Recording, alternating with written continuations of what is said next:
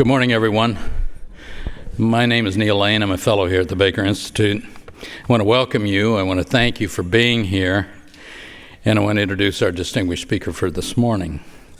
We are very honored to have with us one of the world's leading human embryonic stem cell researchers, Dr. Stephen Minger. Dr. Minger's visit to Houston is part of a larger effort sponsored by the British government through the UK's Science and Innovation section at the British Consulate General in Houston, and the Texas-UK Collaborative, which is put together to encourage research cooperation between researchers in Texas and the UK. Dr. Minger has several active collaborations in Texas already, and perhaps more as a result of this visit. Let me give you a little background. I think you have a handout which has some bio information. Dr. Minger is director of the Stem Cell Biology Laboratory and a senior lecturer in the Wolfson Center for Age-Related Diseases at King's College London. He was born and educated in the United States. He obtained his PhD from Albert Einstein College, New York City, and did a 2-year postdoctoral fellowship at the University of California, San Diego. After a prior appointment as assistant professor at the University of Kentucky College of Medicine, Dr. Minger was taken away from us. He moved to Guy's Hospital, London, in 1996 and was appointed a lecturer in biomolecular sciences at King's College London in 1998. In 2002, Dr. Minger obtained one of the first licenses granted to create a human embryonic stem cell line in the UK by the UK regulatory agency, which is called the Human Fertilization and Embryology Authority, or HFEA. Today, Dr. Minger is going to discuss his experiences as a scientist impacting public policy. At the Baker Institute, we have a series called Civic Scientist Lectures, which promotes this notion of scientists and engineers stepping outside the laboratory and the classroom and their offices to interact with the public and policymakers and hopefully influence the direction of policy. Stephen Minger certainly fits my model of a civic scientist. His lecture today is about the work that he and other scientists and policy scholars did over the last 3 years to change UK legislation to include the creation of a hybrid animal-human embryo. As Stephen will explain more thoroughly in his talk, this area has generated a lot of controversy, as you might imagine, over the last 10 years. Some of you may have heard me mention in a previous presentation that when I was in the White House, this topic came up, an early bit of research in this direction. I think it was a cow egg and human DNA, and one of Clinton's political advisors said, "We ain't going to have any cow man in the Clinton administration." So this is tough. This is tough sledding. As you will hear, Dr. Minger and his fellow scientists were fully aware of the controversial issues and helped bring together patient advocate groups, non-government organizations, research societies, and others to pass the updated Human Fertilization and Embryology Act of 2008, which he will describe. As an aside, I want to say that Dr. Minger has been an invaluable contributor to our stem cell policy program here at the Baker Institute. He spoke at our 2004 and 2006 Houston Stem Cell Conferences. He is a member of our advisory panel for our International Stem Cell Policy Program, and he's helping us with our next stem cell workshop, which will be held in Doha, Qatar, this spring. I really appreciate his help and his active involvement, given all of the other things that he's doing. Before I leave the podium, I want to be sure to thank our sponsors for today's event. I mentioned previously the UK's Science and Innovation section at the British Consulate General in Houston, been a partner of ours in many of our activities. We're very grateful to them. And the Texas-UK Collaborative, who all together generously provided all of Dr. Minger's travel expenses. In addition, support for this event was generously provided by the State of Qatar and the Emir of Qatar, His Highness Sheikh Hamad bin Khalifa Al Thani, it rolls right off the tongue, through the State of Qatar Endowment and International Stem Cell Policy. Title of Dr. Minger's talk is The New Consensus, How Scientists and Government Created New Embryo Legislation in the United Kingdom. Please welcome Dr. Stephen Minger.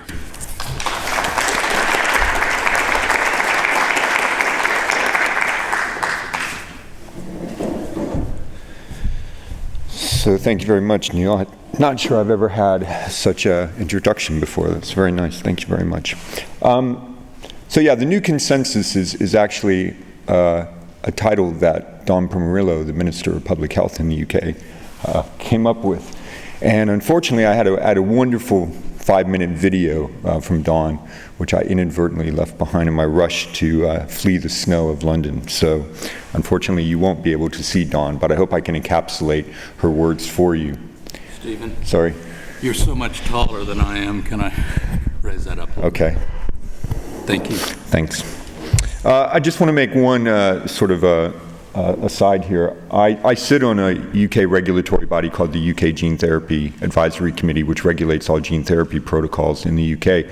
But we are also now have the responsibility of regulating all stem cell therapy that will come through in the UK. So I have to stress that my comments represent my own personal views. I'm not representing the views either of GTAC or of the British government. So I'm speaking in my own personal capacity.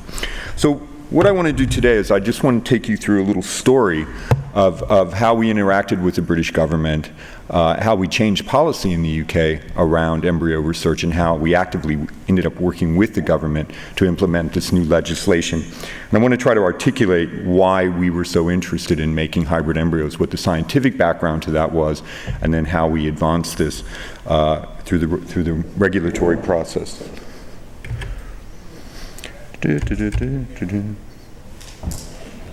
Next. Previous. Next.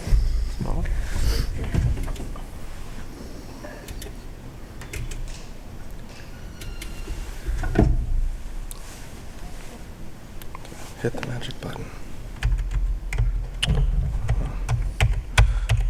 Just tell me next slide. I'll advance it for you. So next slide, please. Great.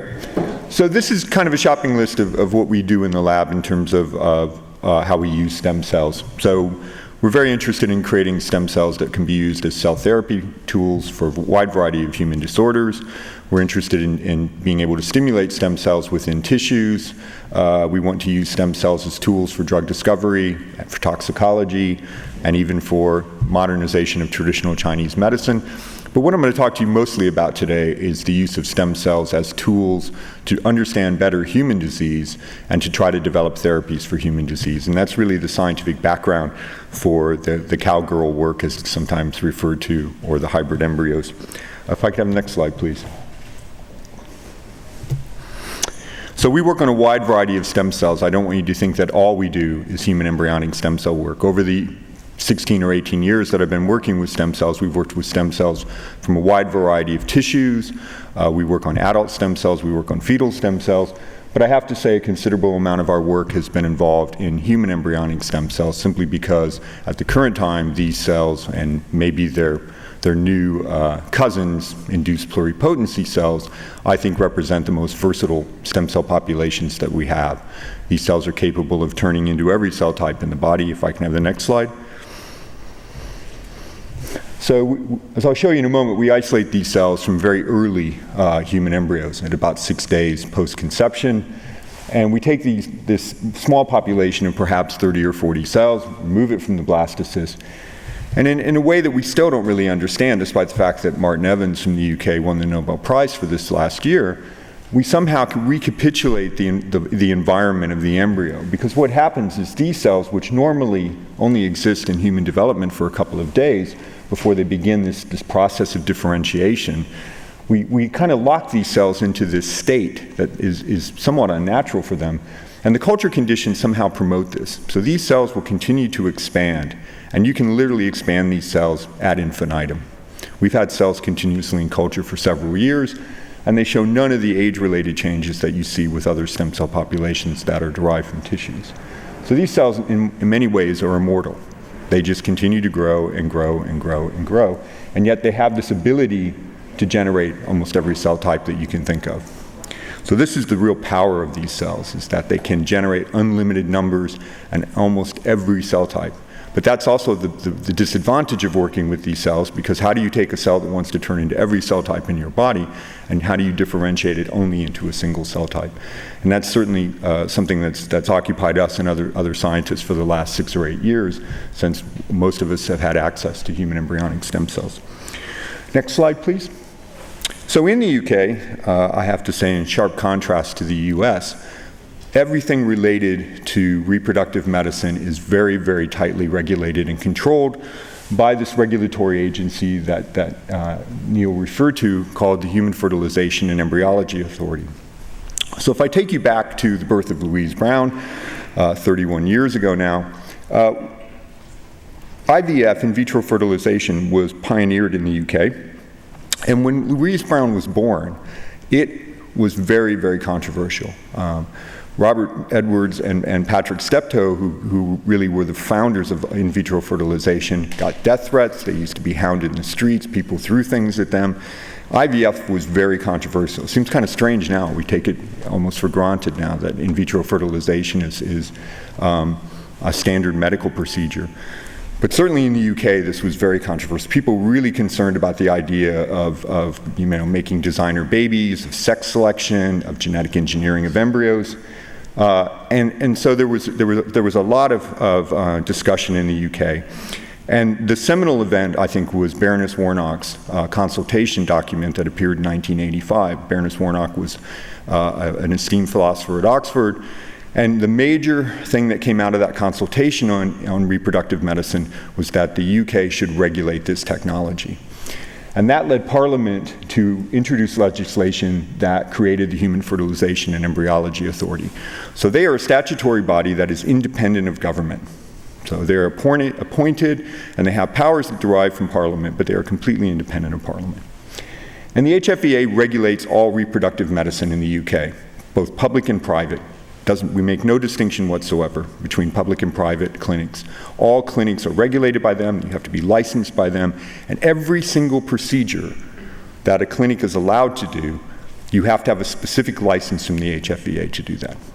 So if you mix eggs and sperm in a dish, that's one license. If you inject sperm into an egg, a process called ICSI, you have to have a specific license for that. And particularly when it comes to pre-implantation genetic diagnosis, where we diagnose embryos for known genetic disorders, every single disease that you are allowed to do PGD for, you have to have a specific license for that disease. And this is statutory. If you break your license, you go to prison for 10 years. Okay? So this is not trivial. Now, the UK government recognized early on that in vitro fertilization, certainly back in 1990, and I think this is true still today, is a highly inefficient process. You will always create more embryos than will ever be used clinically.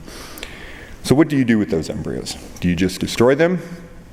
Or do you allow couples to donate them for research? And so we decided early on that we would allow donation of embryos created by IVF that are not used clinically.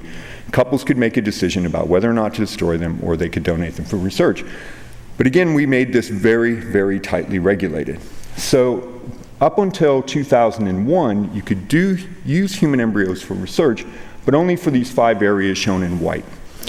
So you would have to go to the HFEA and say, I want to use human embryos, let's say, to understand better what causes miscarriage.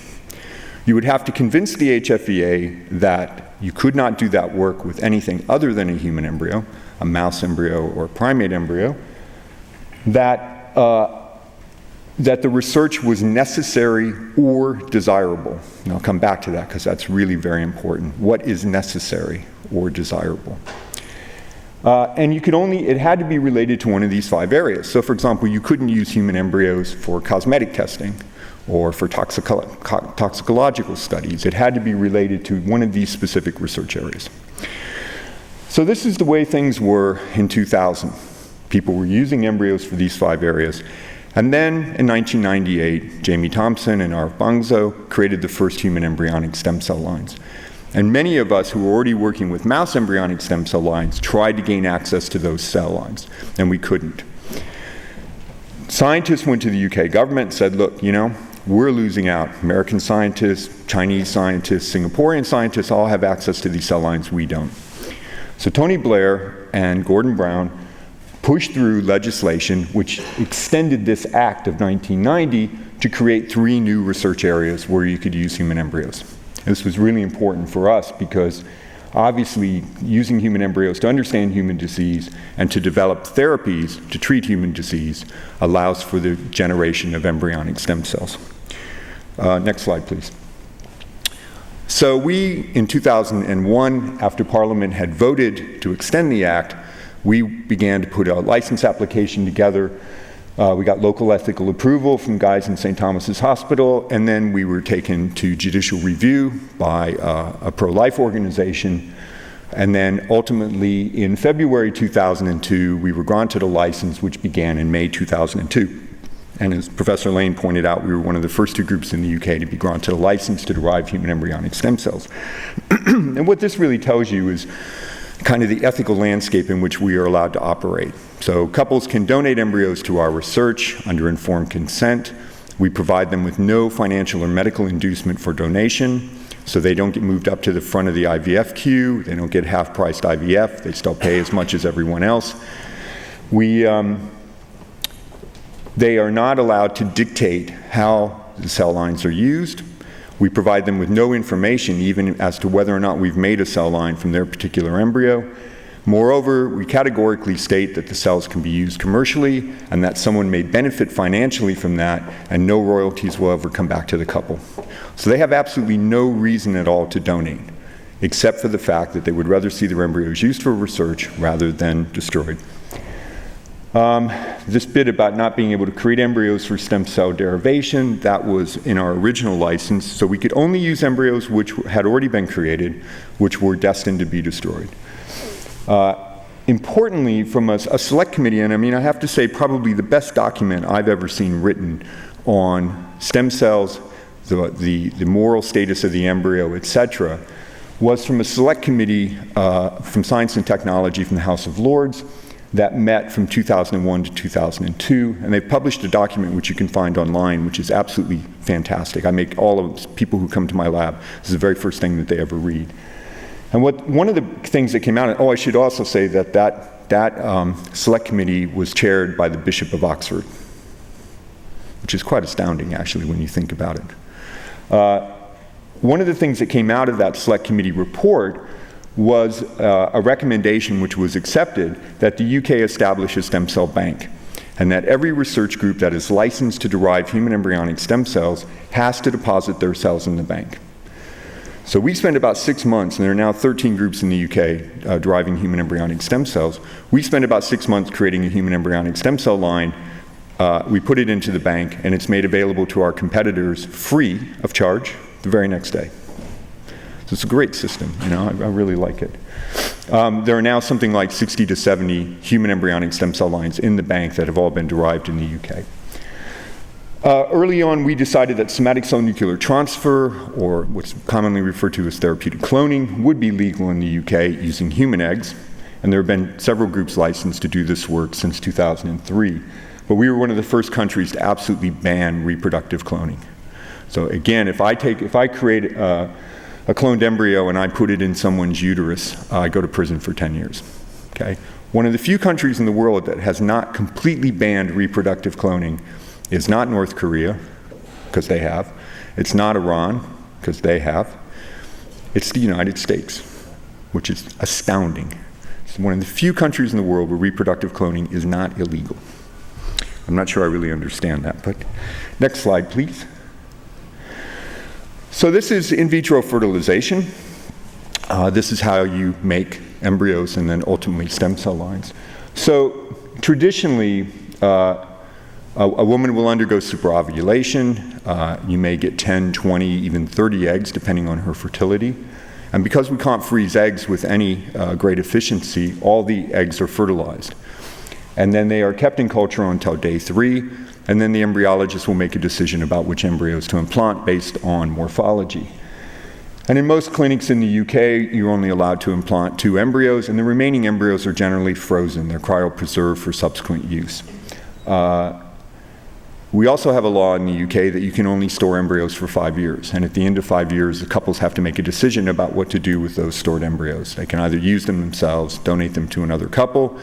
Generally, the decision is whether or not to destroy them or donate them for research. So they come to us on day 3, generally from cryopreservation. We culture them until day 6. Next slide, please.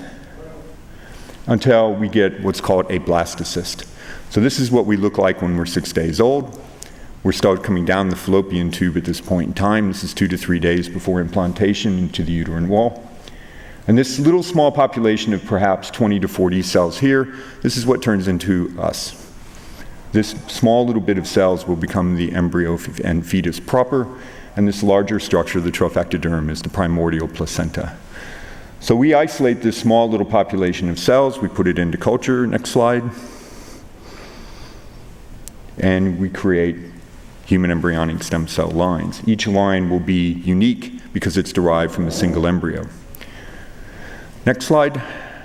And again, the power of these cells is that you can turn them into a wide variety of cell types. So all of our cell lines are referred to as pluripotent. They generate a wide diversity of cell types. They make brain cells, liver, cartilage, bone, muscle, skin, contracting heart tissue, almost every tissue that we've looked at. Next slide. So that's normal human embryonic stem cells. So those are lines that come from normal embryos. And they're very important in terms of trying to create cells for therapy, for understanding human development. But as a neurobiologist who's been interested in particularly neurological disorders for almost 20 years now, we were very keen to create cell lines that encode important disease-causing genes, particularly from the nervous system. And there are 4 ways. There used to only be 3, but now there are 4 ways that you might be able to do this. One is to rely on embryos that are created by in vitro fertilization that come from couples that might be susceptible to passing on a disease gene to their child. So an example of this would be someone who may or may not have Huntington's disease. They're at a 50% risk if they have the Huntington mutant gene of having a child with Huntington's. Or say couples which, like Gordon Brown, have already had a child with cystic fibrosis. So both Gordon and his wife are both carriers of cystic fibrosis, and they have a 1 in 4 chance of having a child that will inherit both genes and thereby getting cystic fibrosis. So couples who are normally fertile will come in, undergo what's called pre-implantation genetic diagnosis, and their embryos will be individually screened, and only healthy embryos would then be implanted. And the embryos which have the disease-causing gene are normally discarded. But they can be donated for research. And in our clinic, we have created a human embryonic stem cell line from an embryo that has the most common mutation that causes cystic fibrosis, and we've created a cell line from an embryo which would have had Huntington's disease. But the HFEA, the regulator, has been very, very, very resistant to allowing PGD in a very, very broad fashion. So up until very recently, with the exception of Huntington's disease, all of the diseases that you were allowed to use PGD for were diseases which affected young children. Things like Tay-Sachs, muscular dystrophy, thalassemia, sickle cell, cystic fibrosis, Duchenne and Becker's muscular dystrophy. Very recently, they now allowed for a single family with an early onset form of Alzheimer's disease to have this technology done. And they've recently allowed a couple of women who have BRCA mutations, which cause hereditary breast cancer, to also use this technology. But they have not allowed it on a large scale, particularly for neurological disorders which affect people late in life. So it's unlikely that we would ever get embryos that have, for example, disease-causing genes that cause hereditary Alzheimer's disease or Parkinson's disease or motor neuron disease. The other way, which I won't dwell on, is that you can take a normal human embryonic stem cell line and you can try to replace a normal gene with a gene that causes disease. But this is incredibly difficult. The efficiency is almost so low that it's impossible. There's only 3 groups in the world who have ever successfully done that. One of them is here, actually at Baylor, Thomas Waka's group. So we've been trying to do this for several years now by putting in a Huntington's gene, and we've been wholly unsuccessful. So we needed another way to do this. Next slide. The way to do this conventionally is to use cloning technology. And cloning is really simple. Even I understand cloning.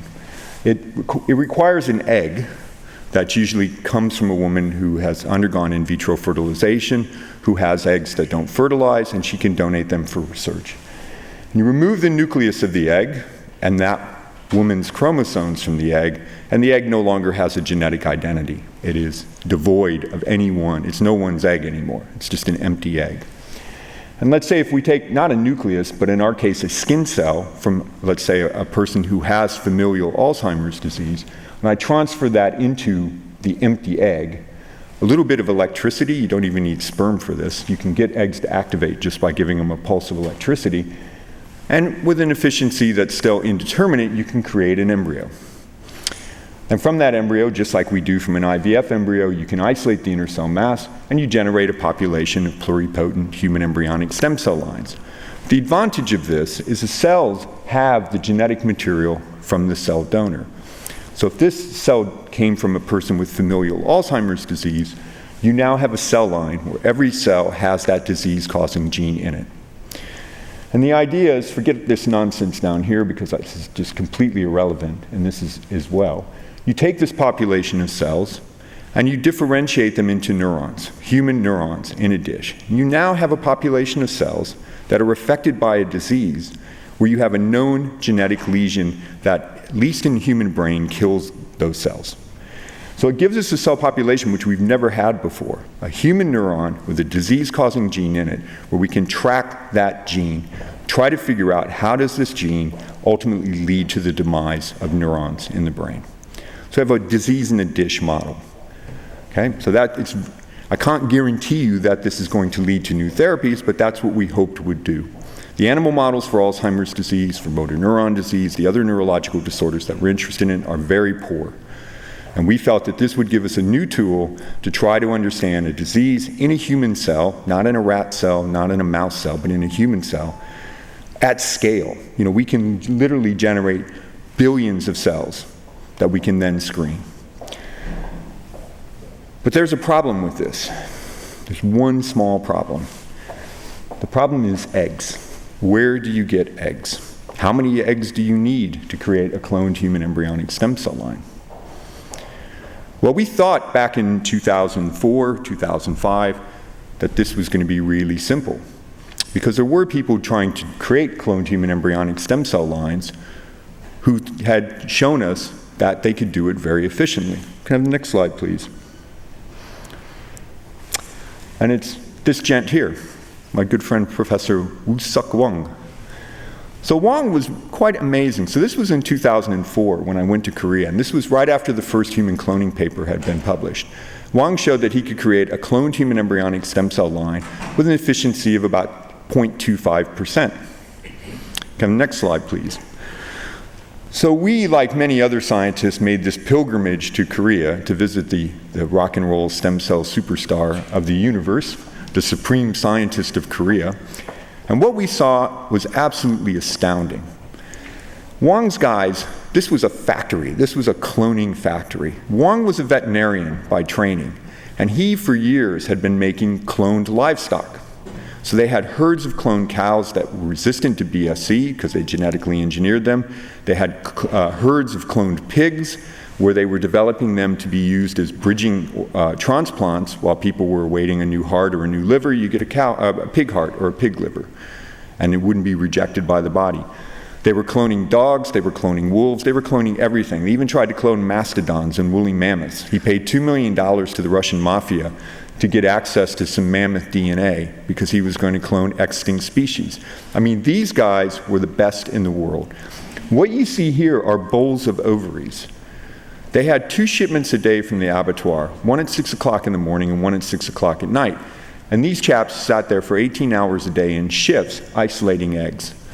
In the next room over, there was another bank of about 8 or 10 people who would take those eggs, enucleate them, take the nucleus out, and put a skin cell from a cow into the egg and try to create more cloned cows. They were doing 2,000 to 3,000 nuclear transfers a day, 7 days a week, 365 days a year, and have been doing this for years. I mean, these guys were the best in the world. Next slide, please. We now know So the first paper Wang published, efficiency was about 2.25%. The second paper, which came out after this picture was taken, the efficiency jumped up to 10%. Wang claimed that he could make cloned human embryonic stem cell lines using 10 eggs, he could make one cell line. So we were all really excited about this. This was fantastic.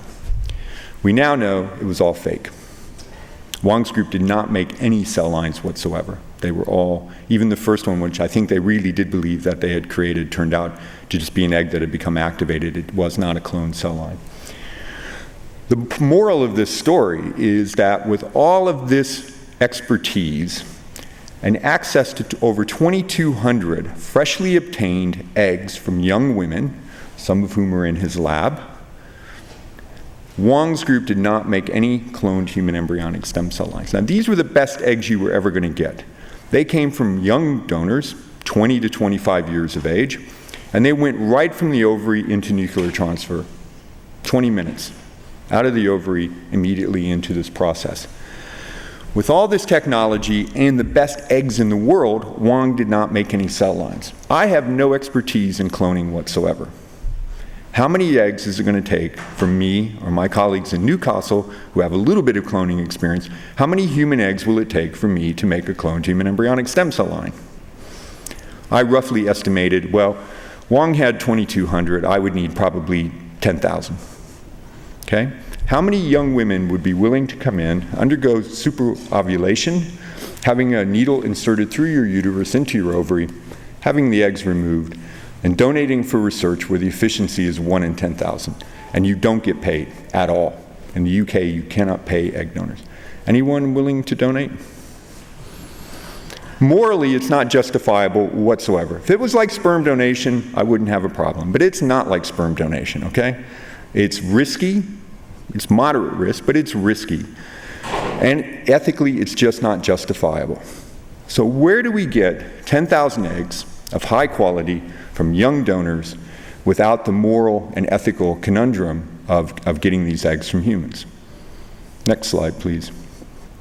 We do what Wang did. We bring on the cows. The argument goes something like this. If you take a cow egg and you remove the nucleus from the cow egg, there is no longer a cow there. What makes a cow and us human are the chromosomes in the nucleus. That confers species identity. If you remove a cow nucleus and the cow chromosomes, there is no longer a cow there. It is devoid of species. In the same way that if we remove the nucleus from a human egg, it's devoid of genetic identity, but it's also devoid of species identity as well. There are definitely cow mitochondria within the egg, and we can discuss that, but it is not a cow anymore.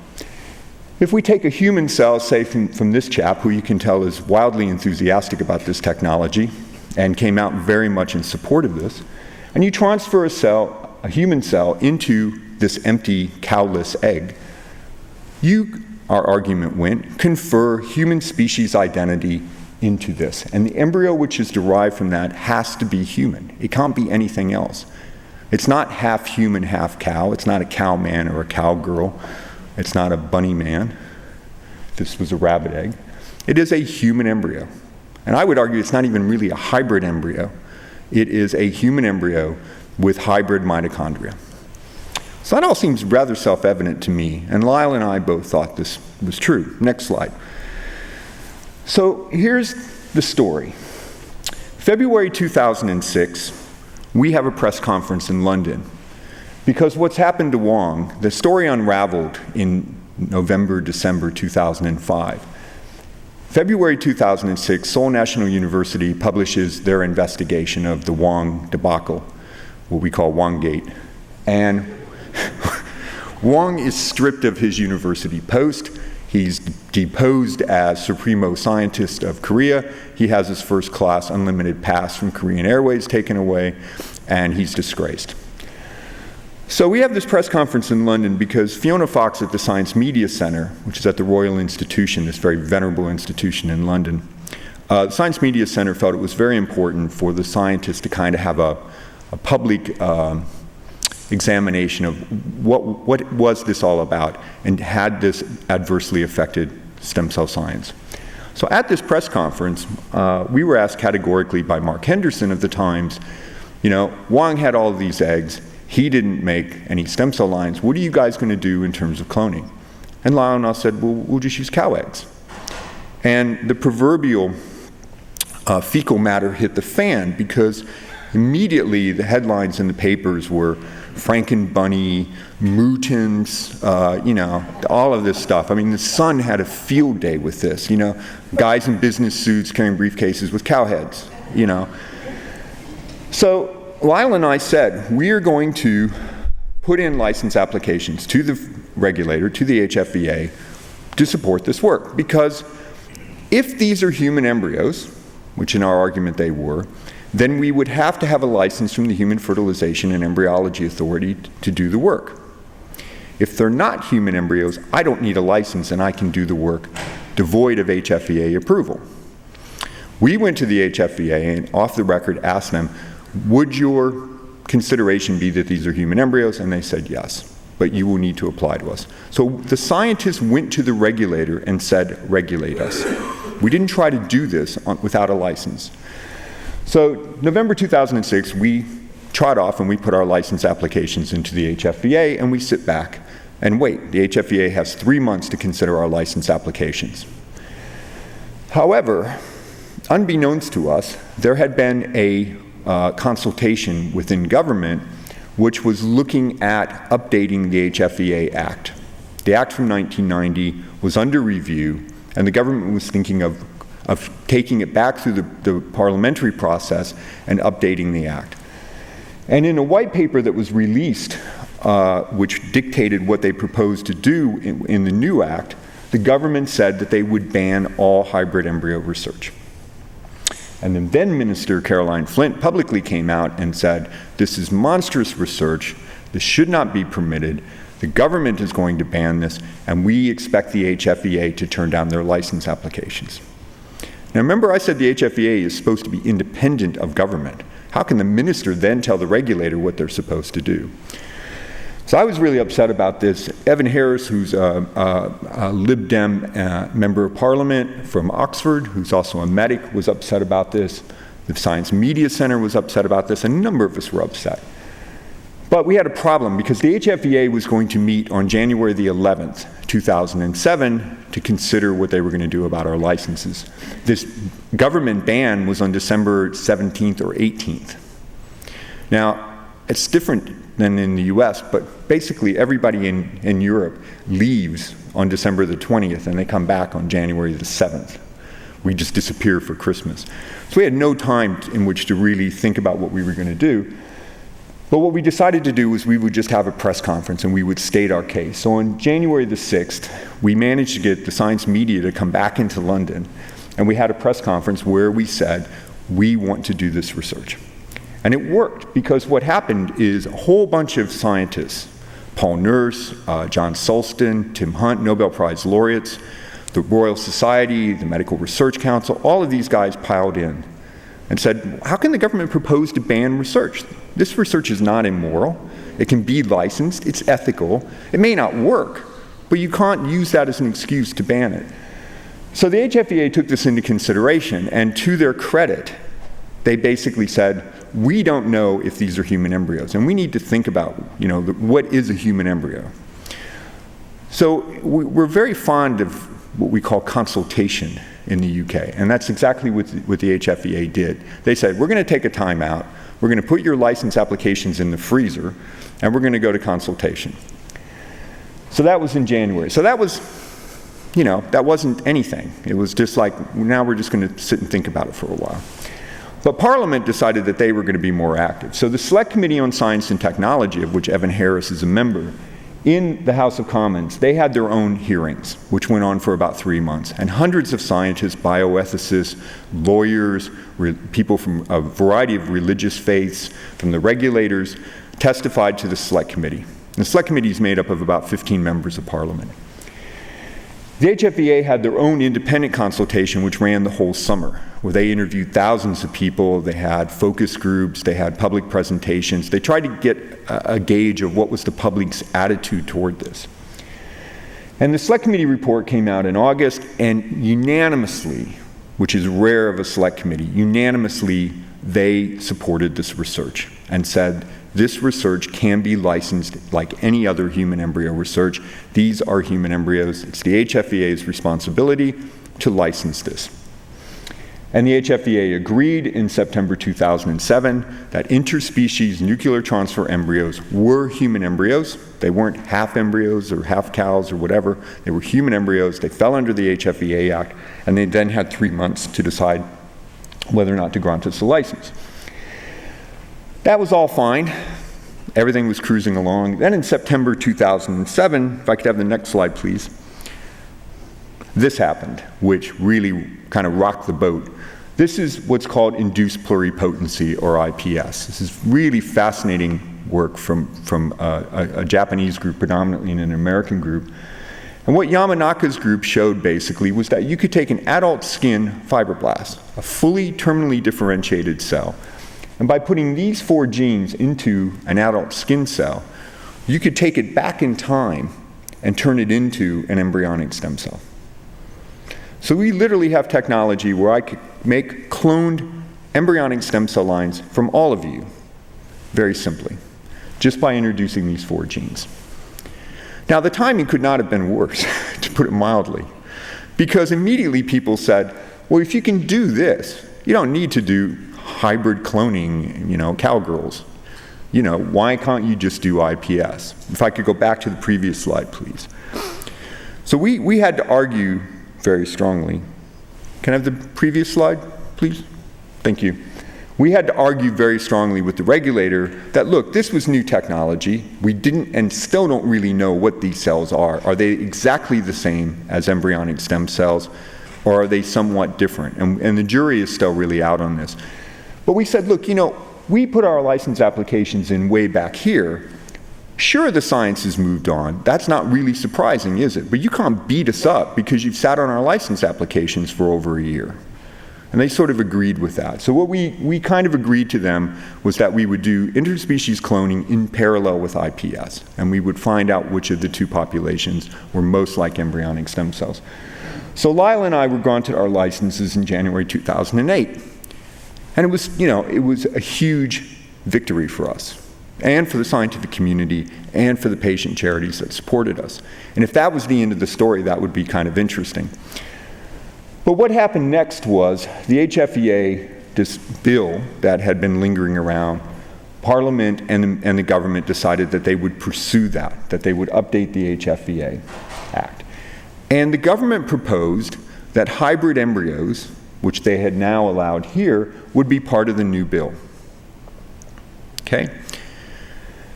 Easter time, the Bishop of Scotland releases his Easter Day address on Friday. And Easter's another one of those holidays where all of Britain just disappears. Everybody takes their kids and they go off skiing or whatever for 2 weeks, because we don't have long summer breaks, we only have a month. So we have like 3 weeks over Easter. So the whole British population goes off with their kids.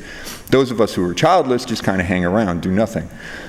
The Cardinal comes out and he declares this research monstrous, Frankensteinian, beneath human dignity, etc., etc., etc. There is nobody from the government there to oppose him. There's 2 scientists, there's me and Robin Lovell Badge, because we're the only childless people in London. So we spent all of Easter weekend on TV, on the radio, fighting with cardinals and bishops and Opus Dei and, every Catholic, it seemed like, in the UK. And after Easter, I got a phone call from the new Minister of Public Health, Dawn Pomerillo, and she said, first of all, we apologize that there was nobody from government here to help you. Secondly, we really want to support this research, but this bill is going to be contentious because the Cardinal went out on a limb and he accused Gordon Brown of muzzling Catholic MPs and forcing them to vote for research, because it was clear that Labour was in support of this, forcing them to vote for immoral research that was against their religious views. And people from the government who were Catholic said, we would leave government if we're forced to vote on this by whip, if we can't vote, have a free vote. Now, many of us thought they were just exchanging a political whip for a religious whip, but that's a different story. Nevertheless, she said, if you want to see this bill pass, the scientific community has got to come into Parliament and you've got to fight for it. You've got to come in and convince MPs that this is worth doing. So from March to October, hundreds of scientists, well, not hundreds, probably about 30 scientists spent hundreds of hours in Parliament briefing MPs, sitting in the bar, talking to them ad nauseum. I mean, I remember I gave 3 or 4 talks in a row once, and a Labor MP came to me and she said, I've been to 3 or 4 of these. This is very interesting. I think I'm starting to begin to understand this now. So what's an embryo? And it's like, oh man, after 6 hours of discussion, we're now going to talk about the embryo. These guys, it was really complex. But we spent a considerable amount of time.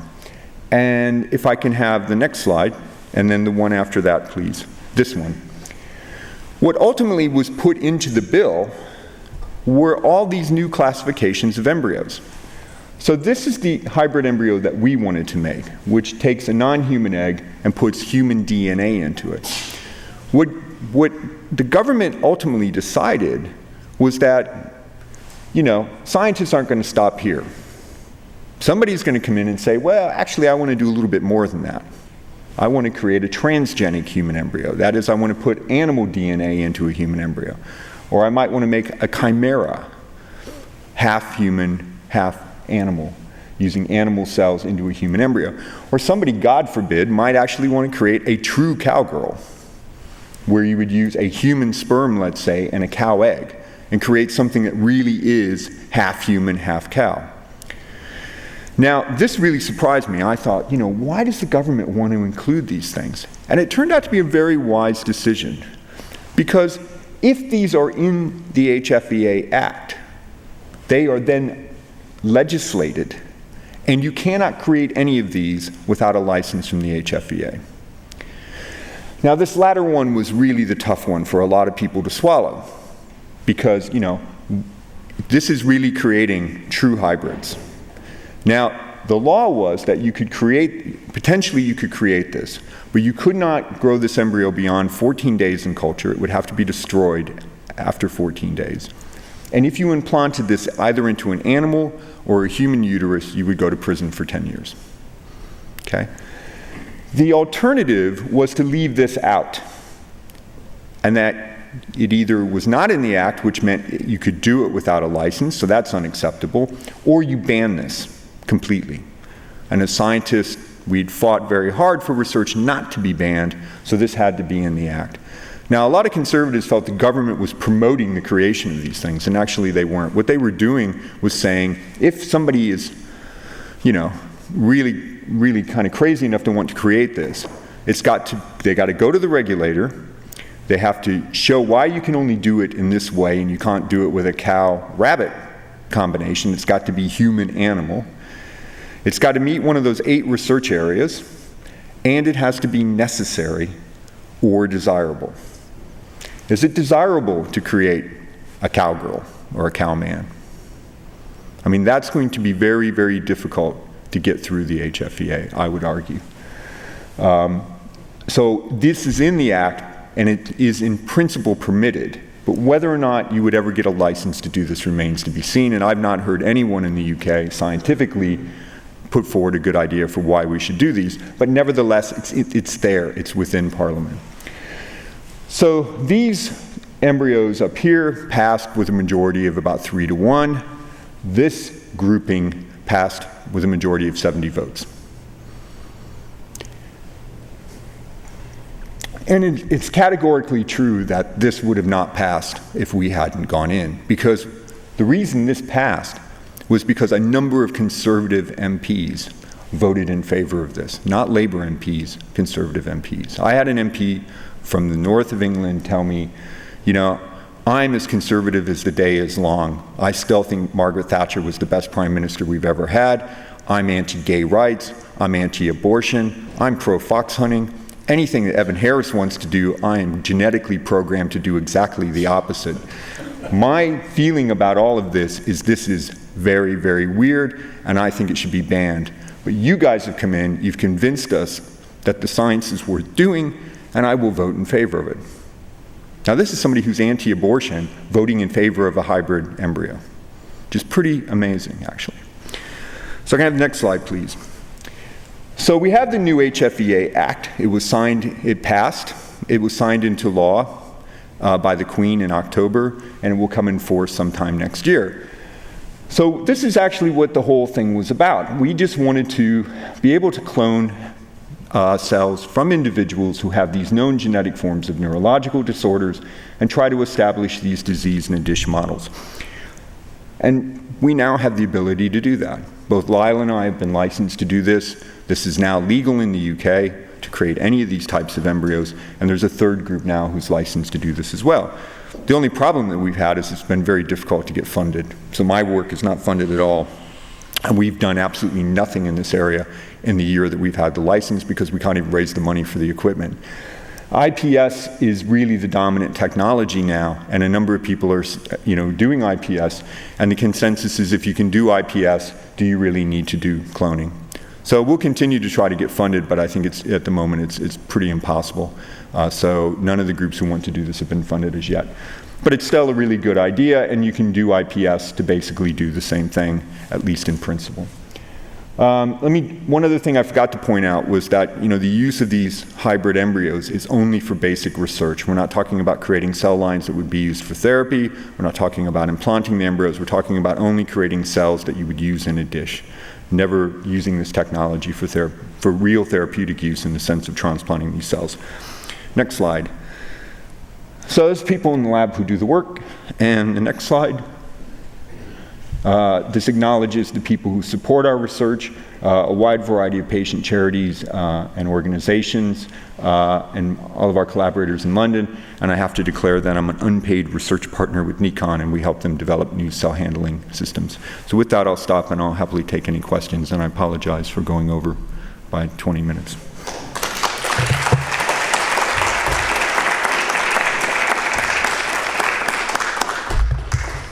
Thank you very much, Stephen. That's one of the most spectacular talks about the science policy interface that I think I've ever heard. We really appreciate it. One thing I learned from that is even though there is this wonderful Anglo-American cooperative activity across the ocean, there's a lot of difference between the way we get policy done in this country and the way you do policy in your country. The other thing I heard you say is scientists, when they believe in what they're doing, they believe it's for the good of humankind, they actually have to fight. They have to fight in ways you really don't do in the laboratory, or that's not what we're raised to do as scientists. It's a very different kind of business, and your story is a terrific one. We have microphones here for questions, and it would be good if you would use the mics, because that way you'll be picked up by CNN or whatever. So do you want to take your own questions? Sure, I'm Steve? happy to do that. Okay. Yeah. Please come to the mic, though, May. Is this on? Stephen, I just wanted to ask about the cell lines that you create and deposit. The person using it after that need a license as well, or only for creation of the cell line? Yeah, so in the UK, you don't need a license to work with human embryonic stem cell lines. You can use any stem cell line that's been created anywhere in the world, anytime. All you need to do is register that you're importing that line or using that line with the UK Stem Cell Bank Steering Committee, and you just need to outline what it is that you propose to do research-wise. But there are really no restrictions on the use of cell lines. So we can import cell lines from China, from India, from the US, whatever. You only need a license from the HFEA if you're going to use embryos. Dr. Minger, thank you very much. Fascinating discussion. My name is Cliff Dashow. I'm interested in the difference between advancing public policy in science in the UK and the role of scientists in advancing public policy in the US. And I wonder if there's a lesson to be drawn from what sounds like a fairly highly ritualized process of getting scientific information, scientific viewpoints into a public policy arena versus in the United States, where that avenue is relatively anarchic. And I wonder if you have any sense about how one could export the learning that you've derived into getting public science into public policy in a, how should I say it, slightly more orderly way than it is done in this country. Yeah, I mean, I don't know if this has ever happened before. I mean, I know early on when the HFEA was created, the scientific community was pretty involved. But, you know, we don't have, for example, genetically modified plants in the UK. We've done a few tests, but, you know, we don't have GM food. And the scientific community, when GM was debated in early, probably around 2000, were mute. And, you know, the people who were opposed to GM completely won the day. The scientific community didn't do anything. So I don't know what it is specifically about this issue. It may be that it was, I think the Science Media Center played a huge role, because the Royal Institution, which is you know, a very august body in the UK, the Science Media Center has become a real focal point of interactions between scientists and the media. And so any new paper that's coming out, they will organize all of this, get scientists who want to speak on specific issues. They will set up press conferences, the whole bit. So they were key. The science media in the UK, with the exception of the tabloids, was very, very supportive. Mark Henderson, for example, wrote a fantastic front page article, 2 pages on page 3 and 4, and a really blistering editorial accusing the British government of being weak-kneed and bowing to, you know, to reaction. I think the patient organizations and the patient charities were tremendous, because they were very supportive. And we had a war party of about 50 people, which represented the Royal Society, the Medical Research Council, the Academy of Medical Sciences, a couple of scientists, a couple members of Parliament, all of these patient organizations, you know, the Royal College of Midwives, the Royal College of Obstetrics and Gynecology, and we met every week for a year. And, you know, organized how we were going to work with the government and how we were going to help put the bill through. I think you have to mobilize. I think you have to be very organized. You have to have a clear idea of what you want to do. And the important thing, I think, is you have to stick your head up. It's not always extremely pleasant, but I think you have to do that. You will get attacked by people in the press. You'll get attacked by people on telly. You get nasty letters. But, you know, if you believe in it, you just have to do it. I think we were lucky because there were just so many people who were so supportive, and it kind of galvanized together. But in retrospect, we really didn't organize anything. It just kind of had its own life. But I agree with you. I think you have to do these kind of things, because I think, you know, even if you don't win, and we were under no illusions that we were actually going to end up with what we got. You've at least made, you know, you've made the point. You've educated the public, which I think is crucial. Because initially the government thought that there was huge public opposition to this. And even in the HFEA's consultation, they identified a very large number of people who were opposed to this. But if you then educated them, 65% of people who were initially opposed to the creation of any of these embryos would change their mind and say, now that I understand the science, I'm in favor of this. And the Conservative MP I talked about is a very perfect example of this. So if nothing else, you've educated people. And I think that's also important. But I don't think there's any real system for doing this. I just think individual scientists, people who, you know, are committed to this, just have to get up and work together. But I think this is just a rare example of how that's happened. I don't think there is a formula for it. I really am not educated as to the inner workings and the way that UK works with funding. In the United States, first of all, we have no central governing body that would truly affect this. Everything is individual to the states. The states fund the universities. And if I offend anybody here who is with the universities in the state of Texas, I apologize. They're afraid of the legislature of the state of Texas, and I don't blame them. when you're talking about this much of what they want to do overall for the entire institution compared to this much for the entire institution and this much for stem cells, they've got a heck of a hammer over the heads of these people. Now, is there a difference in the structure in UK? And have you got any suggestions on how we can get around it? Needless to say, I'm involved on the political side of this. So the universities in the UK, to the best of my knowledge, are funded by the British government. So the operating costs for the universities comes directly from the Treasury. And we compete for money based on academic metrics. So papers, publications, grants. Yes?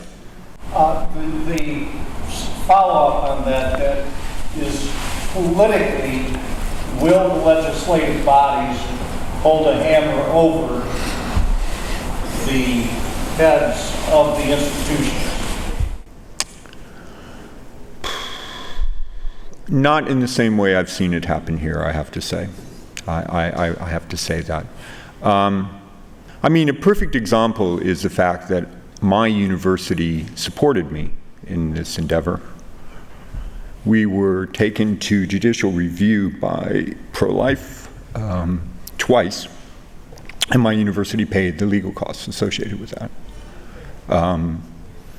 You know, they've never said to me, you can't talk openly about what you do. You know, people come up to me in Britain, fairly distinctive looking, I think. And I have people come up to me in the street and say, you're that guy who kills embryos, aren't you? You know, my university has never said to me, you can't openly talk about what you do. And that's true of almost every other scientist I know in the UK. We've never been in a position where we've been gagged. I don't know if it's a more open society where, you know, you can talk about these things more freely, but I know for a fact that many of my colleagues in the US who do human embryonic stem cell research don't openly talk about it at all. And even if they wanted to, their universities have said, you cannot talk about this. So, you know, I don't know why that is, because quite frankly, you know, Geron has now gotten approval to put cells into people with acute spinal cord injury. Novocel's not far behind them, using cells probably for type 1 diabetes. ACT wants to go to the clinic using cells for people with macular degeneration. When therapies start coming, and they are coming, you know, all of this stuff, nobody will care about anymore. What people will care about is these cells, you know, may provide therapies for a wide diversity of diseases that affect thousands, if not millions of people. And that's what's important. So why we can't talk about this openly in this country, I don't understand. Okay.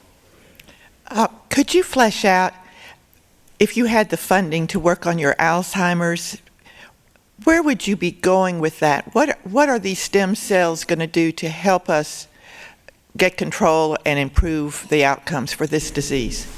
Yeah, I mean, so I did my PhD in Alzheimer's disease back at Albert Einstein, and I left Alzheimer's disease because I couldn't see in my lifetime that I was ever going to actually make any significant contribution to understanding the disease.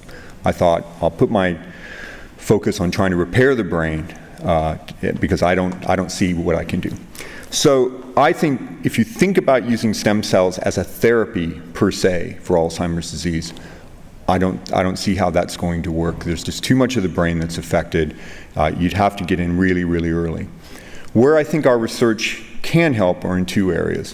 One is if we can make cloned embryonic stem cell lines from people who have this genetic form of Alzheimer's disease, where we already know if you inherit this gene, you will get Alzheimer's disease.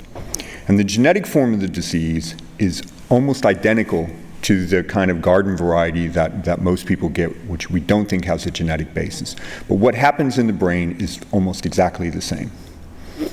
The advantage of working with the genetic form of the disease is we have a target protein that we can follow in a cell. And we know that that protein is absolutely crucial for the development of a disease because it causes the disease in people. So it gives us something, it gives us a handle on where we can begin to look. So that's one area I think if we can model the disease in addition, if we can track the APP protein, the presenilin mutation proteins, if we can follow those around in a cell, look at who they interact with, how do they ultimately cause dysregulation of a human brain cell and ultimately kill it, then that gives us a tool for trying to develop therapies to prevent that from happening. So that's one area. The second area was something I haven't talked about at all, and that is we know in stroke, for example, that the stem cells in our brains get activated, and they get activated massively. We've got data that shows in individuals who have died of a stroke that the stem cells in their brain, there are millions of stem cells migrating into a region of cerebrovascular damage. And this is the most potent stimulator we know of stem cells in the brain. So our research is really trying to understand what is it about cerebrovascular disease, or a stroke, ischemic attack, that stimulates these cells and attracts them into the region of damage. And if we can understand those cellular signals that control that, if that happens in stroke, can you induce that to happen in the early stages of Alzheimer's disease? Can you continuously repopulate the brain at the same time that it may be losing cells? So that's what we're hoping to do.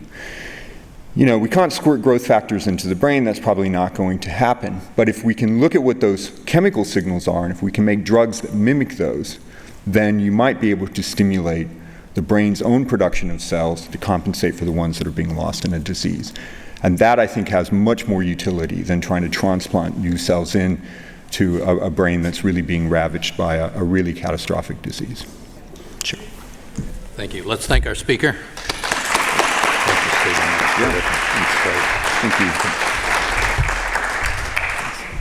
And thank you all very much for coming. Please come to future events, and we appreciate your support and participation.